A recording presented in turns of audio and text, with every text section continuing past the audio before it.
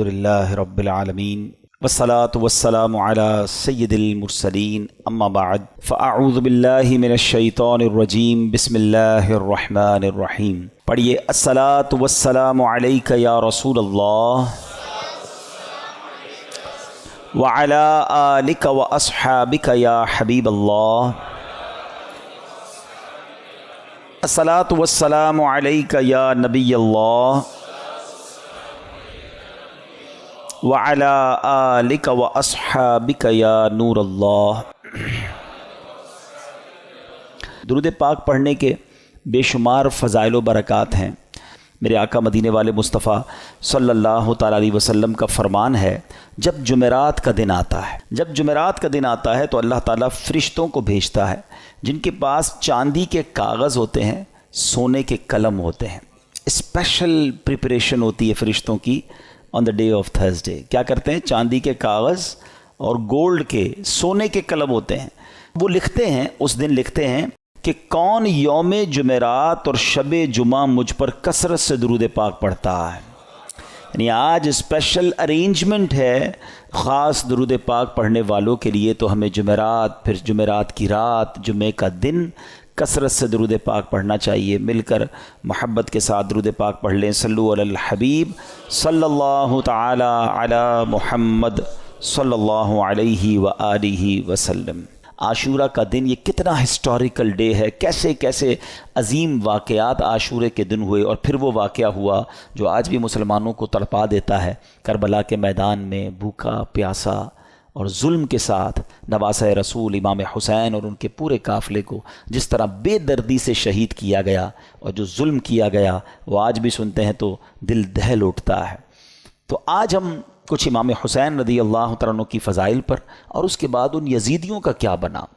کربلا کے بعد تو وہ ایک طرح سے ون کر گئے تھے نا، اگر ہم فگرز کی بات کریں تو وہ اسٹریٹجیکلی تو ون کر گئے تھے، مگر پھر ہوا کیا؟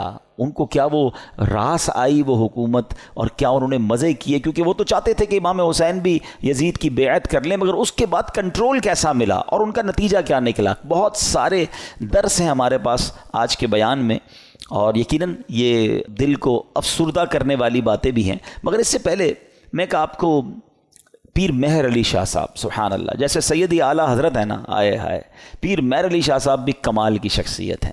اللہ نے کمال کا عشق رسول عطا فرمایا اور کمال کا علم بھی عطا فرمایا۔ مگر آپ کا ایک واقعہ سنیے گا آپ۔ ایک بار ایک پادری آپ کے پاس آیا، عیسائیوں کا پادری تھا، اور وہ کہتا ہے کہ قرآن پاک میں آپ کا دعویٰ یہ ہے کہ تمام چیزوں کا ذکر ہے، ہر بات کی اس کے اندر جو ہے وہ ڈیٹیل موجود ہے، تو امام حسین تو آپ کے نبی کے نواسے ہیں، اور اسلام کی خاطر اتنی بڑی قربانی دی، کربلا کے میدان میں سب کچھ لٹا دیا، لیکن ان کا ذکر تو قرآن مجید میں موجود نہیں ہے۔ پیر مہر علی شاہ صاحب سے وہ کہتے ہیں، پیر مہر علی شاہ صاحب نے اس انگریز کا، اس پادری کا یہ اطمینان کے ساتھ اعتراض سنا، اور آپ نے کہا کہ کیا آپ نے قرآن پورا پڑھا ہے؟ وہ پادری کہتا ہے ہاں میں نے پورا قرآن پڑھا ہے، اور قرآن میں اپنی جیب میں رکھ کے گھومتا ہوں، جو بکلیٹ تھی قرآن کی وہ ساتھ ہی رکھتا تھا۔ تو آپ نے فرمایا اچھا ایسا کرو کہ قرآن پڑھو میرے سامنے، تم کہتے ہو ذکر نہیں ہے، میں تمہیں بتاتا ہوں کہاں ذکر ہے، قرآن پڑھو۔ کہاں سے پڑھوں گا؟ کہیں سے بھی پڑھو، قرآن جدھر سے بھی پڑھنا ہے پڑھو۔ وہ پادری حیران ہو گیا۔ اب قرآن اسٹارٹ کرنے سے پہلے اس نے پڑھی بسم اللہ الرحمن الرحیم۔ پیر مہر علی شاہ صاحب نے کہا بس رک جاؤ، بسم اللہ الرحمن الرحیم پڑھی ہے نا، تو اب غور سے سنو۔ اور آپ نے فرمایا کہ بسم اللہ شریف کے علم الاعداد کے لحاظ سے 786 اعداد ہیں، آپ بھی جانتے ہوں گے 786 یہ جو ہے نا اعداد بنتے ہیں، یہ ایک پورا علم ہے علم الاعداد کا۔ تو آپ نے فرمایا کہ نوٹ کرو بسم اللہ الرحمن الرحیم میں 786 عدد ہیں، اور امام حسین جو لفظ امام حسین ہے اس کے عدد ہیں 210، لکھو اپنے پاس۔ امام حسین کا سن پیدائش ہے 4 ہجری، لکھو آگے 4۔ آپ کا سن شہادت 61 ہجری ہے، لکھو آگے 61۔ لفظ کرب و بلا کے جو عدد بنتے ہیں وہ بنتے ہیں 261، لکھو 261۔ امام حسن کے عدد بنتے ہیں 200۔ امام حسن کا شہادت جو سن ہے وہ ہے 50 ہجری۔ اب ان سب کو ٹوٹل کرو، جب اس نے ٹوٹل کیا تو اس کا رزلٹ بھی 786 آتا ہے۔ ہمارے علماء کا علم دیکھو.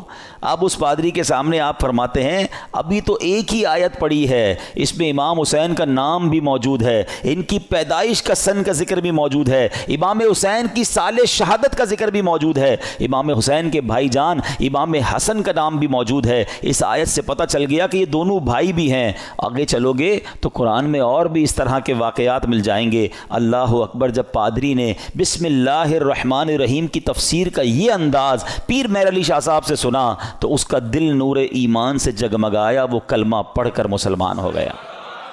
یہاں پر علم قرآن اور علماء کرام کو اللہ پاک نے کیسا مقام دیا ہوا تھا یہ بھی ہمیں سیکھنے کو ملتا ہے. اور سبحان اللہ, پھر نگاہ ولی میں وہ تاثیر دیکھی, بدلتی ہزاروں کی تقدیر دیکھی. اچھا پھر آگے یہاں پر یہ بھی یاد رہے یہ تو ایک علم العادات کے ذریعے جواب تھا, ورنہ بسم اللہ شریف کے اندر کیا کچھ موجود ہے.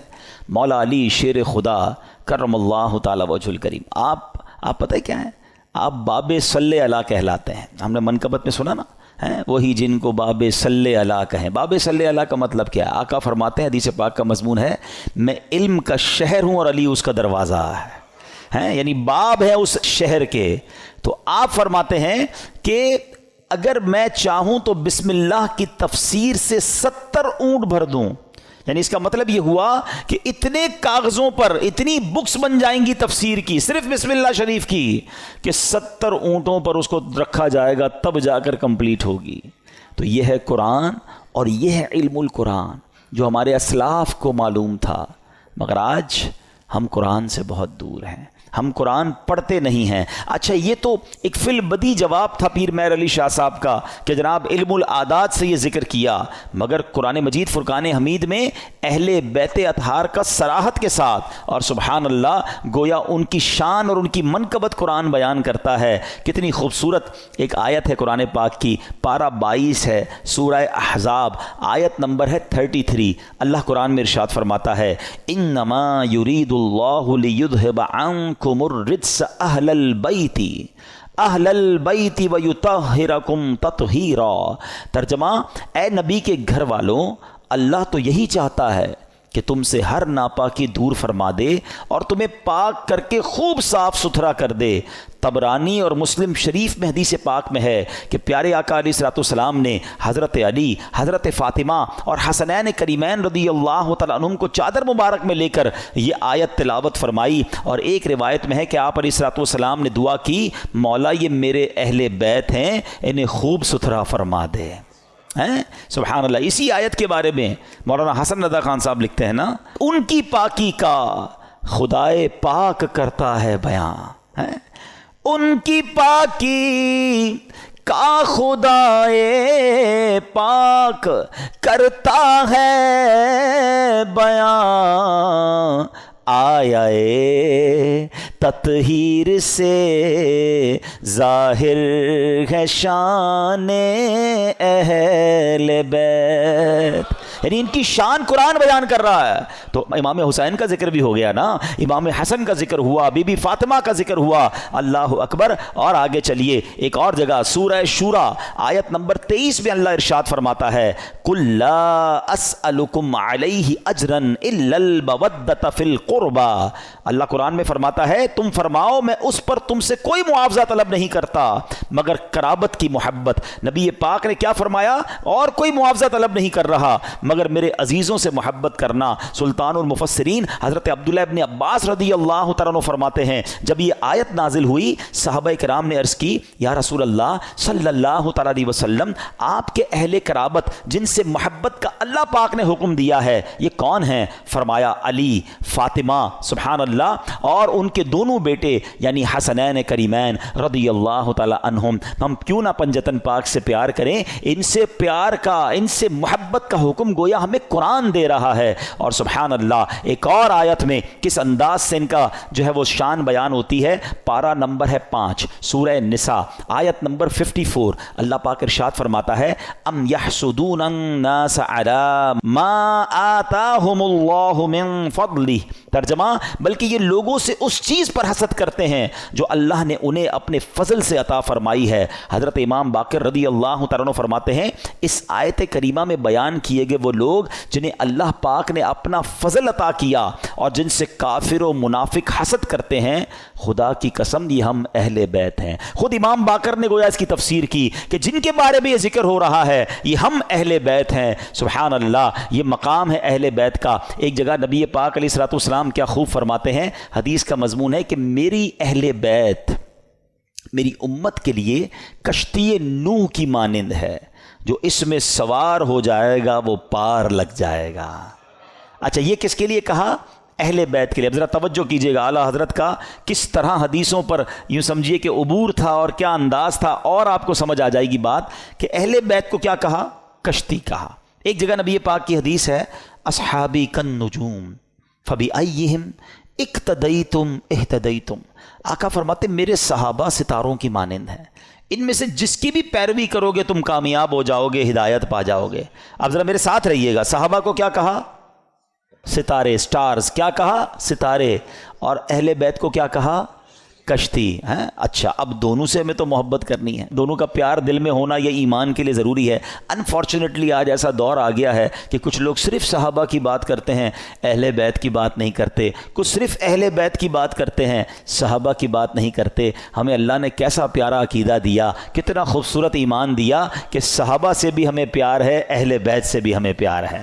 اچھا پھر سیدی اعلیٰ حضرت نے ان دونوں حدیثوں کو کس طرح ایک شعر میں پرو دیا، جو میں پہلے بیان سٹارٹ میں کہہ رہا تھا نا کہ اعلیٰ حضرت کو پڑھو تو سمجھ آئے گا وہ کیا ہستی ہیں، کیا مقام ہے، علم کیسا تھا. سیدی اعلیٰ حضرت کہتے ہیں اہل سنت، ہم اہل سنت والے ہیں نا، سب سے پیار ہے نا، صحابہ سے بھی اہل بیت سے بھی. سنو اہل سنت کا ہے بیڑا پار، اصحاب حضور نجم ہیں اور ناؤ ہے عطرت رسول اللہ کی.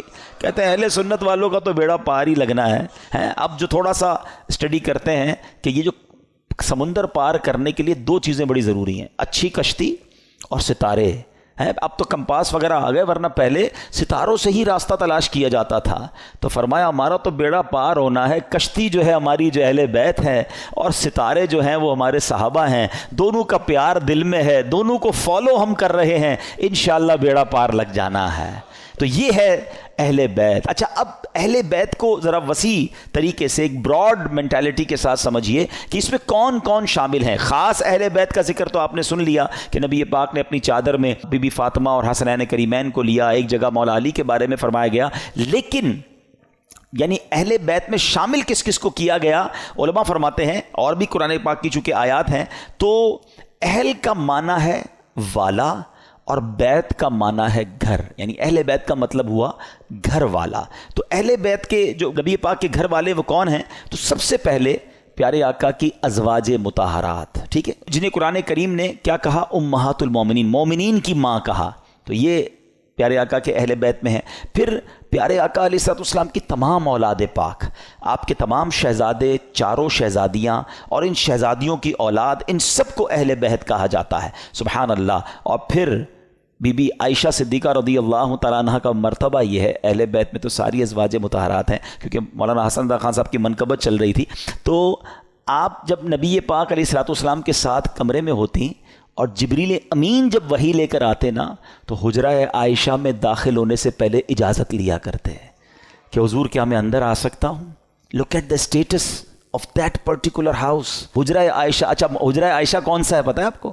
آج جو ہم سنہری جالیوں پہ حاضری دیتے ہیں نا، جو نبی پاک آج جہاں جلوہ فرما ہے، یہ وہی گھر تھا، یہ وہی کمرہ تھا، یہ وہی حجرہ عائشہ تھا جو آج روضہ رسول بنا ہوا ہے. مولانا حسن کیا لکھتے ہیں؟ ان کے گھر میں بے اجازت جبرائیل آتے نہیں، ان کے گھر میں بے اجازت جبرائیل آتے نہیں، قدر والے جانتے ہیں قدر و شان اہل بیت۔ تو بہرحال اہل بیت کی کیا بات ہے، سبحان اللہ، یہ گھرانہ میرے حضور کا ہے، اور پھر اسی گھرانے کے چشم و چراغ امام حسین رضی اللہ تعالیٰ عنہ نے جو قربانی کی داستان رقم کی، سبحان اللہ، نانا کے دین کے پرچم کو اپنا سر کٹا کر بلند کر دیا۔ امام حسین ایسی باکرامت شخصیت ہیں کہ آپ کی جو ولادت ہے نا، آپ کی جو برتھ ہے، وہ برتھ بھی کرامت ہے۔ آپ 6 مہینے میں، آپ کا جو حمل تھا، ماں کے پیٹ میں آپ رہے، وہ 6 مہینے رہے، اور یاد رہے کہ پوری دنیا میں سیدنا یحییٰ علیہ السلام اور امام عالی مقام امام حسین کے علاوہ کوئی ایسا بچہ زندہ نہیں رہا جس کی مدت حمل 6 ماہ ہوئی ہو۔ یعنی آپ فرام دا ڈے 1 آپ کی ولادت ہی کرامت ہے۔ اور سبحان اللہ، آپ کے رخسار مبارک کا حال یہ تھا، آپ کے چہرے پر نور ایسا تھا کہ آپ کے دونوں رخسار سے ایسا نور نکلتا تھا کہ کمرے اور دیواریں روشن ہو جایا کرتی تھیں۔ اور کیوں نہ ہو، کس کے نواسے ہیں، کن کے پھول ہیں، آقا کی نگاہوں کے تارے ہیں۔ اور پھر تو جبھی تو کہتے ہیں، مل کر پڑھ لیں، تیری نسل پاک میں ہے بچہ بچہ نور کا، تیری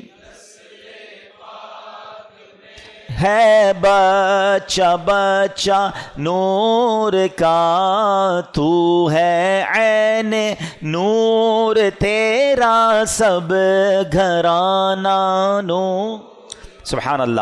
اب یہ جو امام حسین رضی اللہ تعالیٰ عنہ جب کربلا کے لیے روانہ ہوئے نا، تو آپ سے مزید کرامتوں کا ظہور ہوا، اور علماء کہتے ہیں یہ جو کرامتیں تھیں نا، بیسیکلی یہ اتمام حجت کے لیے تھیں، مزید ان کو سمجھانے کے لیے تھی کہ دیکھو میں کون ہوں، میرے ساتھ کیسے معاملات ہو رہے ہیں، مجھ پر ظلم نہ کرو۔ مگر ان ظالموں کی آنکھوں پر لالچ کا ایسا پردہ تھا۔ امام حسین فرسٹ آف آل آپ نے مدینے سے کوچ کیا اور اب مکے آیا۔ اب اسی راستے میں سیدنا ابن مطی رحمۃ اللہ تعالی سے ملاقات ہوئی، انہوں نے عرض کی کہ حضور میرے کنویں کا پانی بہت کم ہے، برائے کرم آپ دعائے برکت سے نواز دیجئے۔ آپ رضی اللہ تعالیٰ عنہ نے اس کنویں کا پانی طلب کیا، اور جب پانی کا ڈول حاضر کیا گیا تو آپ نے اس میں سے پانی کچھ پیا بھی، نوش بھی فرمایا اور کلی بھی کر دی، اور ڈول کو واپس کنویں میں ڈال دیا گیا۔ جب وہ پانی جو ہے وہ کنویں میں گیا، کنویں کا پانی بھی بڑھ گیا اور میٹھا اور لذیذ بھی ہو گیا۔ سبحان اللہ۔ تو یہ امام حسین کی کرامتوں کا سلسلہ رہا۔ اس کے بعد جب آپ بالکل ایگزیکٹلی 10 محرم الحرام کا دن آ گیا، یاد رہے کہ وہ دن جمعہ کا دن تھا، 10 محرم الحرام جب یہ واقعہ ہوا، کربلا کے میدان میں آپ خطبہ ارشاد فرما رہے ہیں، ان کو سمجھا رہے ہیں کہ دیکھو میں کون ہوں، یہ ظلم مت کرو۔ تم کیا جواب دو گے جس کا کلمہ پڑھتے ہو اس نبی علیہ الصلوۃ والسلام کو؟ اس وقت آپ کے جو خیمے تھے، جہاں خاندان کے افراد تھے، وہاں خندق میں ایک آگ بھی جل رہی تھی۔ تو ایک بد زبان یزیدی نے بکواس کرتے ہوئے کہا کہ اے حسین، تم نے وہاں کی آگ سے پہلے یہیں آگ لگا دی ہے۔ یعنی معاذ اللہ وہ یہ کہنا چاہ رہا تھا کہ اے حسین، مرنے کے بعد بھی تمہیں جہنم کی آگ میں جانا ہے۔ امام علی مقام نے جب یہ سنا تو آپ نے کہا کہ اے دشمن خدا، تو جھوٹا ہے، کیا تو یہ گمان کرتا ہے کہ میں دوزخ کی آگ میں جاؤں گا؟ امام علی مقام کے قافلے کے جانثار نے کہا کہ آپ مجھے اجازت دیں تو میں ابھی اس کا سر قلم کر دوں۔ آپ نے اجازت نہیں دی، آپ نے فرمایا حملے کا آغاز ہماری طرف سے نہیں کرنا، ہو سکتا ہے یہ پرووک کر رہے ہوں، یہ اس لیے ہمیں کہہ رہے ہیں کہ ہماری طرف سے پہل ہو جائے، اور یہ کہیں ہم نے تو حملہ نہیں کیا تھا، امام حسین والوں نے پہلے حملہ کیا۔ حالانکہ اس قدر بڑی گستاخی کی تھی، آپ نے اپنے ساتھی کو روک دیا، مگر آپ نے اللہ کی بارگاہ میں دعا کی۔ دل بڑا دکھا ہوا تھا کہ ایسی بات اس نے کر دی۔ آپ نے کہا اے رب قہار، اس کو عذاب نار سے قبل بھی اس دنیا میں بھی آگ کا عذاب عطا فرما۔ آپ کی دعا قبول ہوئی۔ وہ بندہ جو گھوڑے پہ بیٹھا تھا، اس کی گھوڑے کو جھٹکا لگا، گھوڑا خود ہی دوڑتا ہوا گیا، اور وہ گھوڑے سے جب وہاں جہاں گرا تو وہاں آگ لگی ہوئی تھی، اسی خندق میں یہ بندہ جا کر گرا، اور وہ بد نصیب آگ میں جل کر بھسم ہو گیا۔ امام علی مقام نے سجدہ شکر ادا کیا اور اللہ تعالیٰ کی بارگاہ میں عرض کی کہ یا اللہ تیرا شکر ہے کہ تو نے آل رسول کے گستاخ کو سزا دی۔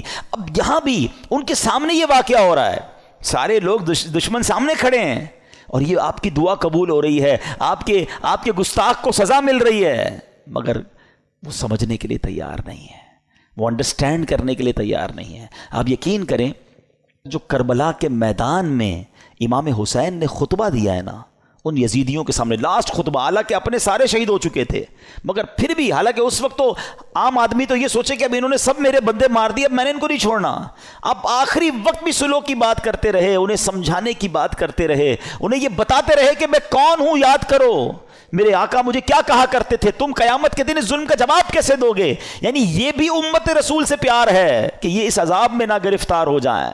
اتمام حجت کی گئی مگر وہ یزیدی نہ مانے۔ اب ایک بات ذہن میں آتی ہے، اب یہ بڑا اہم کوسچن ہے کہ یزیدی جو بھی تھے تو کلمہ پڑھنے والے، اللہ کو مانتے تھے، اللہ کے نبی کو مانتے تھے، معلوم بھی تھا یہ اللہ کے نبی کے نواسے ہیں، وہ ریزن کیا تھا جو اتنے بڑے ظلم پر یہ ریڈی ہو گئے؟ یہ ریزن پکڑنا بہت ضروری ہے، اور یہ ہم سب کو آج سیکھ کر جانا ہے۔ یعنی کوئی بھی محفوظ نہیں ہے۔ میں آپ کو تھوڑا سا آج کل کے زمانے کا ایک دو انسیڈنٹ بتا دیتا ہوں تاکہ آپ کو اندازہ ہو جائے۔ ہم لوگ سمجھ رہے ہوتے ہیں یار یہ یزیدیوں نے اتنا بڑا کام کر دیا، ہم تو کبھی بھی کوئی ایسی غلط حرکت نہیں کر سکتے۔ کوئی اپنے آپ کو محفوظ نہ سمجھے۔ ہاں، بیسک جو ان کے ریزن تھا نا وہ تھا لالچ، اور وہ لالچ تھی پیسے کی، اقتدار کی۔ جب یہ لالچ طاری ہوتی ہے نا انسان پہ، پہلے تھوڑا سا سمجھیے گا۔ آپ کو لگتا ہے یار مجھ پہ کچھ بھی ہو جائے میں ایسا ظلم تھوڑی کر سکتا ہوں، کتنا بھی پیسہ مجھے کوئی دے دے میں جان دے دوں گا، کبھی کسی کو قتل نہیں کروں گا، نواسہ رسول تو بہت دور کی بات ہے۔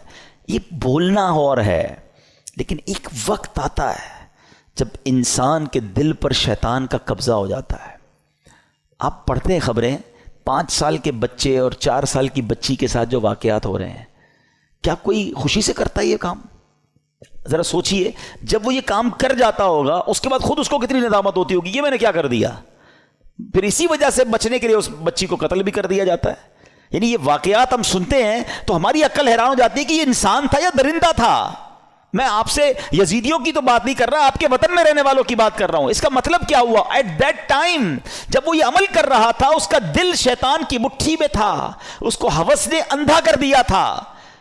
تو یہ واقعات مجھے اور آپ کو یہ سوچنے پر مجبور کرتے ہیں کہ کوئی اپنے آپ کو محفوظ نہ سمجھے۔ یہ ایک لمٹ ہوتی ہے انسان کی۔ ایک حدیث پاک ہے نا، بڑی مشہور حدیث پاک ہے جس کا مضمون ہے کہ جب بندہ ایک گناہ کرتا ہے نا، میرے ینگسٹر ذرا غور سے سنیں، ایک گناہ کرتا ہے اس کے دل پر ایک بلیک ڈاٹ لگ جاتا ہے، گناہ کرتا رہتا ہے، پھر دل پورا سیاہ ہو جاتا ہے۔ اب اس پر ہدایت کی کوئی بات اثر نہیں کرتی۔ یہ جو روز شراب پیتے ہیں، جناب پارٹی کرتے ہیں، حرام کام کرتے ہیں اور گندی چیزیں دیکھ رہے ہوتے ہیں، دوستوں میں بیٹھے گناہ کر رہے ہوتے ہیں، نمازیں قضا کر رہے ہوتے ہیں، اپنے آپ کے بارے میں یہ ضرور سوچ رہے ہوتے ہیں کہ میں اتنا بھیانک کام نہیں کروں گا، مگر ایک وقت آتا ہے کہ دل سیاہ ہو جاتا ہے۔ اب وہ دل ہے شیطان کے ہاتھ میں، وہ ایسے کام کروا سکتا ہے کہ آپ تصور بھی نہیں کر سکتے۔ یار بندہ ماں کو قتل کر دیتا ہے، ہم نے نہیں سنے واقعات، کیسے پاسبل ہے کوئی اپنی ماں کو مار دے؟ لیکن ایک لمٹ ہوتی ہے، اس کے بعد انسان جب اوور لمٹ ہوتا ہے تو شیطان جو چاہے اس سے کروا لیتا ہے۔ تو اللہ سے توبہ کرتے رہا کرو، اور اس کا بیسٹ طریقہ یہ ہے کہ گندے اور برے ماحول سے اپنے آپ کو بچائیں۔ جو ایسے لوگوں میں اٹھتے بیٹھتے ہیں نا جو ہر وقت حرام چیزوں کی باتیں کر رہے ہوتے ہیں، یار پیسہ ہونا چاہیے تبھی زندگی میں مزہ ہوگا، جدھر سے بھی آتا ہے آنے دو، بس پیسہ بڑھنا چاہیے، ابھی تو ہم نے وہ رکھنا ہے، ابھی تو ہم نے وہ لینا ہے۔ میں ایک جگہ بیٹھا تھا، یہ باتیں ہو رہی تھی، میں نے کہا یار کیا کریں گے اتنا پیسہ؟ تو ایک بندہ کہتا ہے میں نے تو خواب دیکھا ہوا ہے 6000 کروڑ کی یاچ لوں گا۔ وہ کیا ہوتا ہے؟ کوئی پانی کے اندر کوئی جہاز ہوتا ہے؟ اب میں نے کہا یار دیکھو کراچی کے رہنے والے نے بھی ایسا خواب دیکھا ہے۔ اب اتنے بڑے جس نے خواب دیکھے ہیں تو پھر اس کو کہاں سے قناعت اور کہاں سے صبر آئے گا؟ اللہ کی رضا پر راضی رہنا ہم کب سیکھیں گے؟ تو بہرحال میرے پیارے اسلامی بھائیوں، سوچو اس بات کے، یہ کیسے، اس ریزن کو پکڑیے۔ یزیدیوں کے ایسا کیا ہو گیا تھا کہ یہ اندھے ہو گئے تھے؟ آج بھی بندہ اندھا ہوتا ہے۔ ہاں، ظلم کرنے والے نہیں دیکھے آپ نے؟ بندوں کو ڈرل کرتے ہیں، ہاتھ پیر کاٹتے ہیں، قتل کر دیتے ہیں، پیسے چاہیے قتل کرنے کے لیے، تو وہ کیسے تیار ہو جاتے ہیں؟ ان کا دل سیاہ ہو گیا، اب ان سے کچھ بھی کروا لو۔ یہ شراب ہے نا، اس کو ام الخبائث کہا گیا، برائیوں کی ماں۔ یہ وہ چیز ہے کہ اس کا جو عادی ہو جائے، اب شراب کے علاوہ بھی عجیب عجیب نشے آ گئے، نشے میں گرفتار جو ہوا نا، اب اس کو ماں بہن کی بھی تمیز نہیں ہے، اس کو کسی کی بھی تمیز نہیں ہے، وہ کر جائے گا جو کوئی سوچ ہی نہیں سکتا۔ اور اس کے بعد وہ خود بھی شرمندہ ہوگا کہ یہ میں نے کیا کیا، نشے میں تھا۔ تو یہ وہی بات ہے کہ بندہ جب برائی کی طرف جاتا ہے تو ایک کے بعد دوسری، دوسری کے بعد تیسری، تیسری کے بعد چوتھی۔ یہ غور کیجئے، یہ بات ہمیں یہ سمجھنی ہوگی کہ ہمیں اپنے آپ کو گناہوں سے بچانا ہے، ورنہ یزیدی راستے پر چلنے میں دیر نہیں لگتی، جس کو پیسے کی لالچ نے گھیرا ہوا ہے۔ اچھا ایک اور عجیب بات بتاؤں میں آپ کو، ہم دل کو عربی میں کیا کہتے ہیں؟ قلب۔ کیا کہتے ہیں؟ امراض قلب لکھا ہوتا ہے نا، قلب موٹے کاف سے۔ اس کا مطلب کیا ہے؟ میننگ آف قلب منقلب ہونے والا، بدلنے والا۔ یہ جو دل ہے نا یہ بدلتا رہتا ہے۔ اب میں آپ کو کچھ ایگزامپلز دیتا ہوں، آپ کو سمجھ آئے گی میری بات۔ کبھی کبھی ہمارے دل پر ایسا خوف طاری ہو جاتا ہے اللہ کا، آنسو بہتے ہیں، بندہ کہتا ہے یار بس اب کوئی گناہ نہیں کروں گا۔ یہی دل ہے، یہی ہم ہیں۔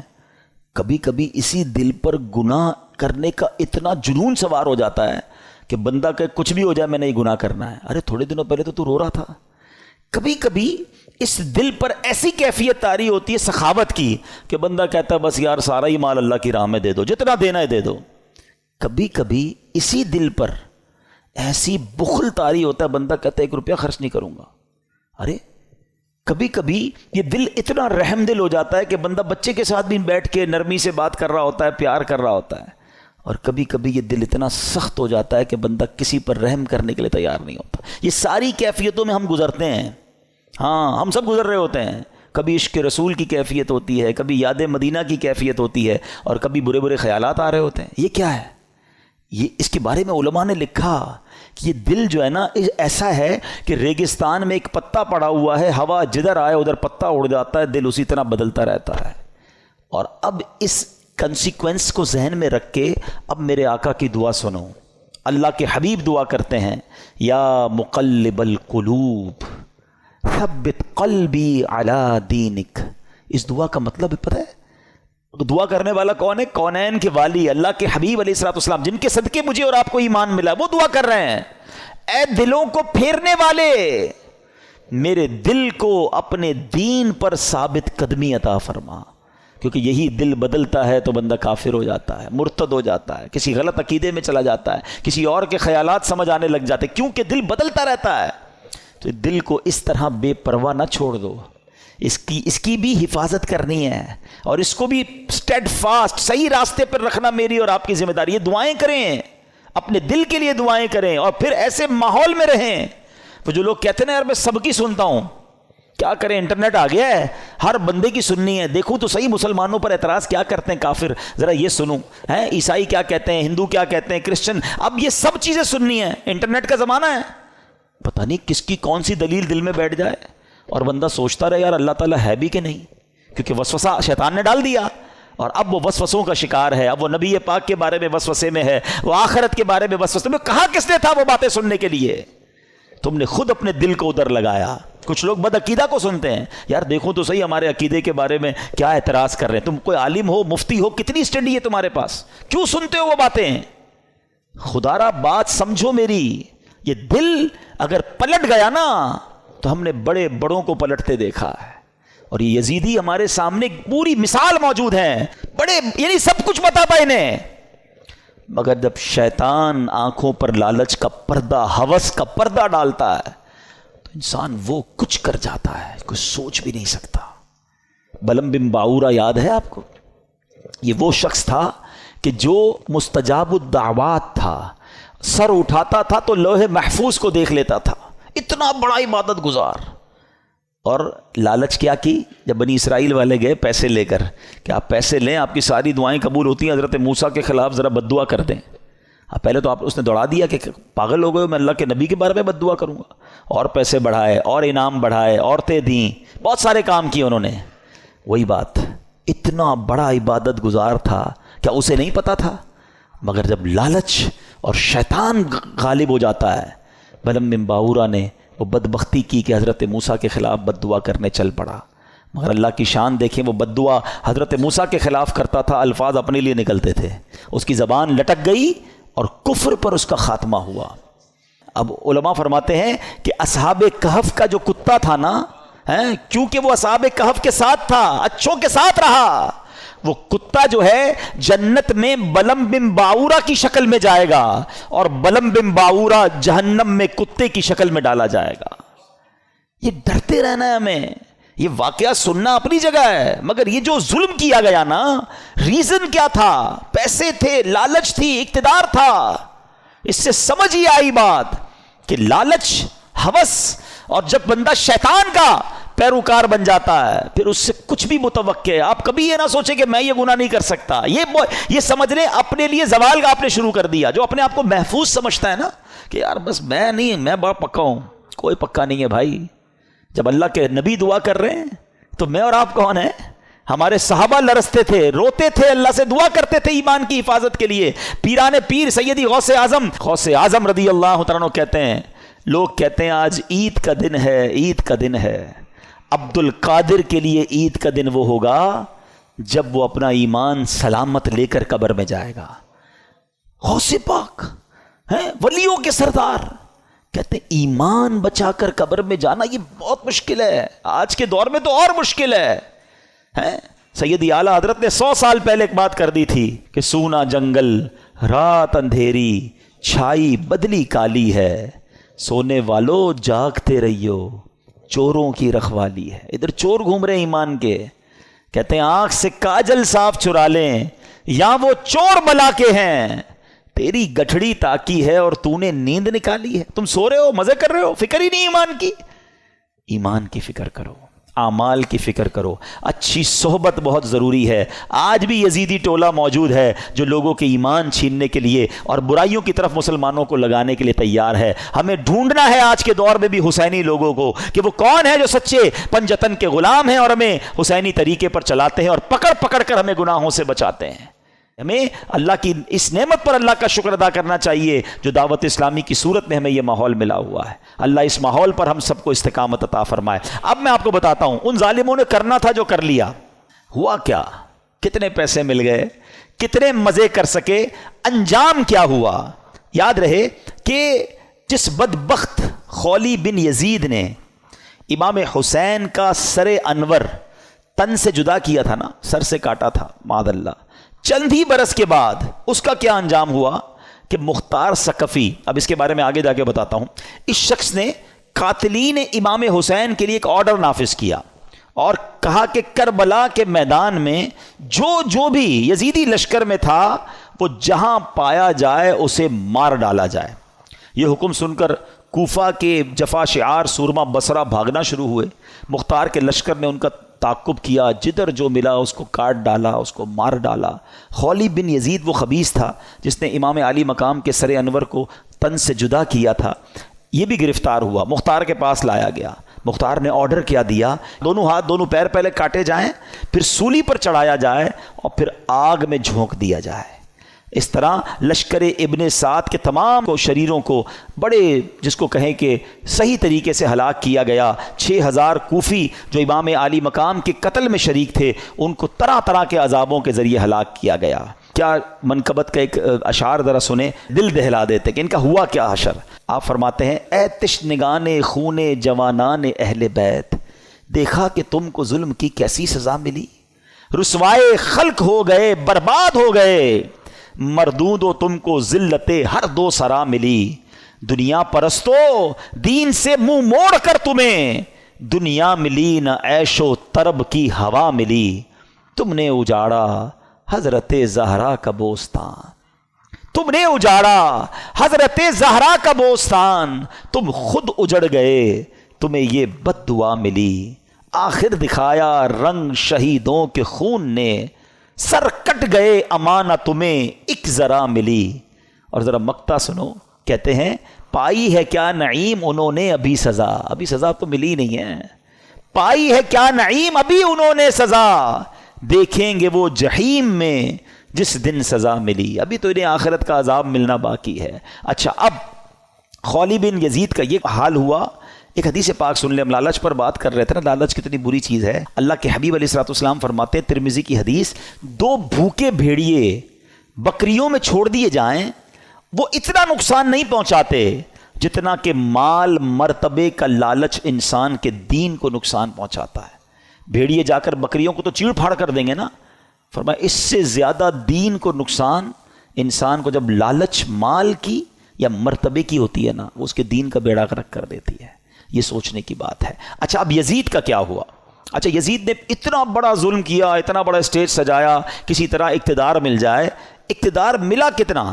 یزید جو ہے اقتدار میں 3 برس 6 ماہ رہ سکا، بس 3.5 سال اسے اقتدار ملا، اور پھر 39 سال کی عمر میں مر گیا. 39 ایئرس کی ایج میں. کیا عمر ہوتی ہے یہ؟ لیکن بڑی بری عادتیں تھیں، شراب کا عادی تھا، بدکاری کا عادی تھا. ایک رومی لڑکی سے اس کو عشق ہو گیا. اس لڑکی نے اس کو جنگل میں بلایا، بیابان میں بلایا، اور جب خوب شراب کے نشے میں دھت ہو گیا تو اس کو خنجر کے وار کر کے یہ کہہ کر ہلاک کیا کہ تو بدبخت اپنے نبی کے نواسے سے وفاداری نہ کر سکا، مجھ سے کیا وفاداری کرے گا. اس کو مار کر وہ لڑکی چلی گئی. کئی دنوں تک کسی کو پتہ ہی نہ چلا. چیل کوے اس کی لاش کو نوچتے رہے. اس کے ساتھی ڈھونڈنے نکلے کہ یزید گیا کدھر. بیابان میں اس کی سڑی ہوئی لاش ملی، کھڈا کھود کر اس کو دفنا دیا گیا. یہ انجام ہوا ان ظالموں کا. ایک یزید کے بعد سب سے بڑا جو یوں سمجھیے کہ کوفہ کا جو گورنر تھا نا، وہ بڑا مجرم تھا. اس کا نام تھا ابن زیاد. ابن زیاد کی بھی آپ دیکھیں اللہ پاک کی، کہتے ہیں نا اللہ اپنی قدرت کے نظارے کیسے دکھاتا ہے. 10 محرم ہی کا دن تھا، 6 برس بعد 10 محرم کے دن ابن زیاد انتہائی ذلت کے ساتھ مارا گیا. اس کا سر کٹوا کر کوفہ میں مختار ثقفی کو بھجوایا گیا. یہ وہی محل تھا جہاں امام حسین کے سر انور کو لایا گیا تھا. ٹھیک 6 سال بعد ابن زیاد کے سر کو لایا گیا. اب اس کا جب سر رکھا گیا تو ایک بڑا سا سانپ آیا اور اس کے سر کے اندر داخل ہو گیا. پورے محل کے لوگ ڈر گئے. کبھی آنکھوں میں جاتا، کبھی ناک میں جاتا. تو میرے پیارے اسلامی بھائیوں، یہ واقعات ان یزیدیوں کا انجام ہمیں بتاتا ہے کہ ظلم جو ہے نا وہ زیادہ دیر نہیں چلتا ہے. اگر دنیا میں آج بھی کوئی ظلم کر رہا ہے، کسی کا مال دبایا ہوا ہے، کسی کا حق دبایا ہوا ہے، کسی کی زمین پہ قبضہ کیا ہوا ہے، کسی کو ویسے ہی ڈرا رہا ہے، وہ یہ نہ سمجھے کہ یہ پائیدار ہے.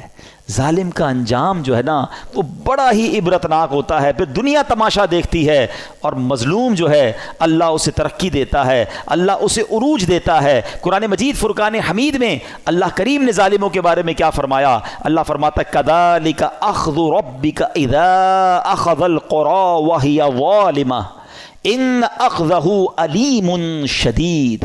اللہ فرماتا اور ایسی پکڑ ہے تیرے رب کی جب بستیوں کو پکڑتا ہے ان کے ظلم پر، بے شک اس کی پکڑ دردناک کر رہی ہے. اللہ جب پکڑتا ہے نا تو پھر اس کی لاٹھی بے آواز ہے. پھر پتہ چلتا ہے ظالموں کو کیسے تتر بتر ہو جاتے ہیں. بڑے بڑے ظلم کرنے والے آئے، ان کا نام لینے والا کوئی نہیں ہے. تو میرے میٹھے اسلامی بھائیوں، ظالم ہونا یہ یزیدی طریقہ ہے، مظلوم ہونا یہ حسینی طریقہ ہے. کبھی ظلم ہو بھی جائے نا تو ظلم کا بدلہ ظلم سے نہیں دیا جاتا. اس نے ہمارے بندے مارے، ہم اس کے بندے مار دیں. آج کل یہی ہو رہا ہے، دشمنیاں چلتی ہیں. ہمارے یہاں نہیں تو کبھی قبائلی علاقوں میں چلے جائیں.